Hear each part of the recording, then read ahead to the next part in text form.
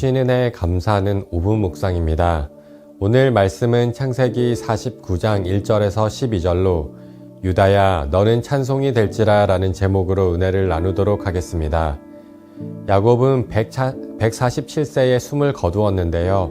죽기 전에 12아들을 불러 한 명씩 축복하였습니다. 이는 단순 유언이나 작별 인사가 아니라 하나님의 구원의 계획에 대한 예언이었습니다. 그 중에서도 유다를 특별히 축복하였는데요. 이를 통해 하나님의 주권적 선택과 은혜를 더욱 깊이 깨닫게 됩니다. 내용 관찰 첫 번째 질문입니다.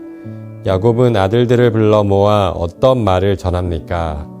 1절과 2절 말씀을 보면 야곱은 아들들을 불러 모은 뒤 앞으로 일어날 일들에 대하여 말하였습니다.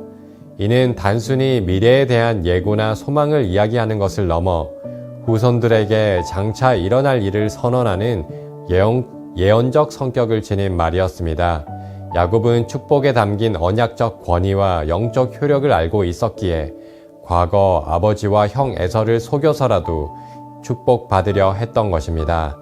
이제 야곱은 자신이 아버지 이삭에게 축복을 받았던 것처럼 아들 한 명 한 명을 축복하였습니다. 그런데 아버지 이삭과 다른 점이 있다면 이삭은 사적인 장소에서 비밀리에 에서를 축복하려 했지만 야곱은 모든 아들을 한자리에 불러 공개적으로 축복했습니다. 이는 과거 요셉과 베냐민을 편애하던 모습과는 전혀 다른 태도입니다. 또한 야곱은 아들을 축복하며 너희 아버지 이스라엘에게 들으라 라고 말하였는데요. 이는 이스라엘 민족의 조상으로서 이 말씀을 선포하고 있음을 의미합니다. 이 축복이 단지 개인적인 것이 아니라 그들의 후손과 이스라엘 백성을 향한 예언의 말씀을 알려준 것입니다. 두 번째 질문입니다. 야곱은 유다에게 어떤 권위와 복이 주어질 것이라고 말합니까? 유다에 대한 야곱의 축복은 요셉 다음으로 길게 이어집니다. 8절 말씀을 보면 유다는 영원한 왕권과 주권과 번영의 축복을 받았습니다. 먼저 야곱은 유다가 형제들의 찬송이 될 것이라고 말합니다. 이는 찬송하다라는 뜻을 가진 유다의 이름처럼 유다가 존귀하게 여김을 받게 될 것을 의미합니다. 동시에 유다의 탁월한 지도력과 권위에 대한 예언적 평가이기도 합니다. 이어 아버지의 아들들이 내 앞에 절하리로다 라는 말씀은 다른 형제들로부터 존경과 존중을 받게 될 권위이며 이는 장자권이 유다에게로 옮겨졌음을 의미합니다. 또 손이 원수의 목을 잡을 것이라는 표현은 유다의 후손들이 대적을 완전히 제압하게 될 강력한 통치와 승리를 의미합니다.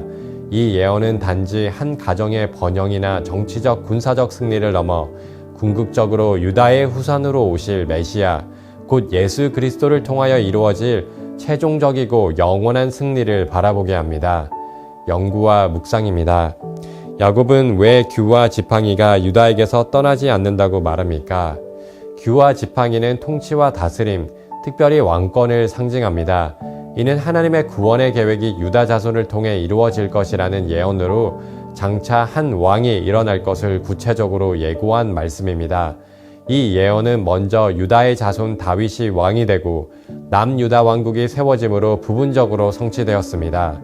그러나 그 최종 성취는 다윗의 자손 예수 그리스도를 통하여 이루어졌습니다.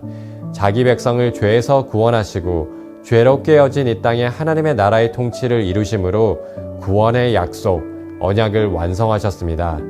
따라서 이 예언은 열방을 다스리는 참된 왕, 곧 메시아의 오심과 그분의 통치를 통해 찬송이 가득하고 샬롬이 회복될 그날을 고대하는 선포입니다. 느낀 점입니다.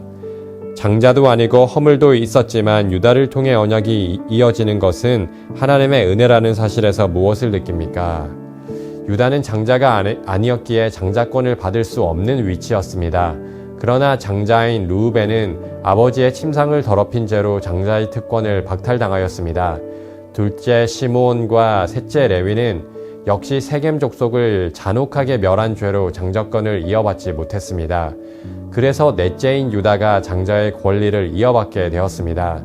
그러나 유다 또한 결코 흠없는 인물은 아니었습니다. 그는 요셉을 팔아넘기는 일에 앞장섰고 며느리 다말과 다말과의 사건에서 수치스러운 죄를 범한 자였습니다.